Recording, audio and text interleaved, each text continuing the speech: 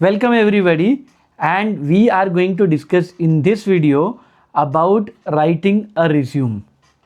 Ultimately, you want to land in your dream job, and for that you should write a resume which will attract the interviewer, which will be shortlisted, right? So how should you write such a resume? There are hundreds and thousands of videos on internet, but you want one concise compact video, and you are at the right place. So let's start. I'm going to discuss completely 10 different points which you have to keep in your mind while preparing the resume. Obviously you would have got so many resume templates from your friends, so you will do the basic job for sure. But what are the key things to remember? That we are going to discuss in this video. So let's start. So first step is you have to start with a professional summary. Now most of the resumes which I get from my students, because I help students from counseling, deciding which career to take up until they get placed in the organization. So I see so many resumes and they write at the start career objective. Interviewers are least bothered about your objective. What is your objective? We are not bothered. We are bothered how you are able to contribute to our organization. So that is answered in professional summary. So when you start writing your resume, obviously you will start with your name, your email ID, your phone number, your LinkedIn profile, obviously, correct? But what would be the body? It should start with your professional summary. Sir, I don't have professional experience. I am just a fresher, sir. Okay, you can write profile summary also. Right? Now, what is the best thing to do with this professional summary? Highlighting your key skills by using the words in the job description which match with the job description. If you can do this, that would be awesome, right? Chances that you will be shortlisted for the interview will increase a lot. So what you are supposed to start with? A professional summary. Now come to the step 2. Many a times what we do is we keep the skills at the end of the resume. Now why should we keep it at the end? We can keep it at the top also, correct? And moreover, whatever your core skills are there, which can actually help you to contribute better to the organization, that you have to showcase at the top. Now you have 10 different skills. Now you are keeping all that skills in the same pattern for every job. Who said to do? If particular job requires particular skill, keep it at the top. So core skills should be highlighted, should be put at the top, and which are not so useful to the organization, you can keep it at the bottom. So when you talk about your skilling, follow this practice. Third, customize your resume as for each job. Now why for each job custom resume should be made? Suppose I am applying for a finance job, maybe in derivatives or option trading calls and all that. They expect something different from you. If you are applying for an accounting job, they expect something different from you. So how can your resume be same for both the jobs? So that's why you have to customize your resume for each job. So separate job application, separate resume. Little changes we do, right? And we have to prepare a fresh resume. Okay, right.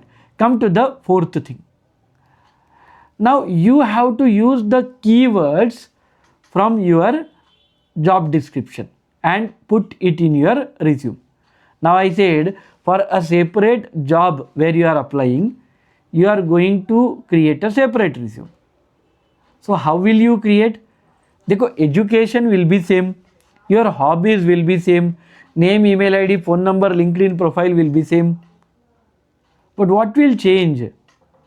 Your profile summary, your professional summary, and your work experience may include something which has some keywords from the job description. If 50% or more of the keywords can be used, that would be great. And there are softwares where you upload your job description, they will give you what are the keyword matching with this job description, and then you use it in your resume. So this is how you have to follow. Now come to the fifth one. You have to prepare a resume, and companies will just load that resume into ATS software, application tracking software. That will reject 75% of the resume, and only top 25% will be given to the HR for screening. Now if your resume is not able to reach the HR, there are less chances that you will get a call for the job interview. So what you are supposed to do? You have to prepare a resume which is ATS friendly. Now ATS friendly resume, first thing, it should be single column resume. You would have seen so many fancy resumes today, right? Left side there will be some content, right side there will be some content, right? So that way it looks attractive for us, but in reality the ATS will reject it, because it will not be able to read most of such type of 2-column resumes. So please create only single column resume. Now also remember, keywords from the job description should be included in your resume so that ATS will approve your resume to the HR and you will not get auto rejection. Okay, so this is the fifth thing which you have to remember. Now come to the sixth one. You have to do formatting properly. Now consistency you have to follow. There is something called as font style and there is something called as font size. There is something called as name which you write in your resume. Name obviously should have highest font size, it should be in bold, right? All other content may follow two different font sizes. One for heading, which can be a little big, and second one for your description or content, which can be a bit small. So this way you have to follow some consistency in your formatting, consistency in your font size and usage. Like font style also, you cannot use fancy font styles. You have to use professional fonts. Search in Google what are the professional fonts. Then you will find Times New Roman is there, Georgia is there. So out of such professional font size, what matches considering your interest, use that. So formatting is the key and maintaining consistency will actually create a professional impression. Now, in your resume, you obviously will write your work experience. Now, when you write your work experience, you have to quantify your accomplishments. Now, let me tell you in a simple language. Now, in the olden days, how people were to write, even many people are writing it the way today. What are the tasks I performed in my previous organization? What was my role? What was my responsibility? People are least bothered because everybody will get the role, everybody will have responsibility, everybody will have to do some task. That is common. So what actually highlights your profile? That is accomplishments. In my role, I accomplished this. What you did, how you did, and what impact you created. That too with numbers you have to mention. And that's what quantifying your accomplishments is. Now, this is all about work. Similarly, in your sports, in your elocution competitions, maybe some essay writing competition, maybe some other competition, maybe you became a team lead, maybe you got the best employee award for this month. So what are your accomplishments that you have to mention? So if it is work related, you will write in your work experience section. If it is other than that, you can write in awards and accomplishments section. But you have to write whatever accomplishments you did with numbers. At least 5 points should be there in your whole resume where you are talking with numbers. Suppose 2 resumes I get. One resume talks about the same thing, second also talks about same thing, but the second one gave more numbers. It gives more authority and authenticity. That's why quantifying is the key to success. Okay, so follow this in so that your resumes get shortlisted. HRs will actually get attracted with this. Now coming to using action verbs. This is the 8th one, very important. Dekho, whatever you did is activity, is action in your job role, in your education. So using action verbs are very important. I took the responsibility of managing a team. Rather than that, I led a team of 20 people. Such type of words you should use. So the impact what I created. You should mention that I developed rather than I worked on. So you should actually ensure that you are an authority, you are a leader, you have that power, that dynamism, right? By using strong action verbs. Now when I say all these things, you may say, sir, where can I find that action verbs? I am not that good at English. In Google, if you search that action verbs for job, for resume writing, it will definitely give action verbs for a finance job. You search in ChatGPT, in your Perplexity Pro, in your Google Gemini, in Meta AI, you will find. And you try to find in all that 4 different options. And then compare all the 4, think and write. Many people just talk about using strong action verbs. But I go a little beyond that. I say not only use the strong action verbs, but also use adjectives. Like I took this action and I developed this quality. Correct? Suppose example, when people were to talk, when I take lot of interview sessions, so they tell, sir, I have this hobby, how can I actually showcase as a positive impact?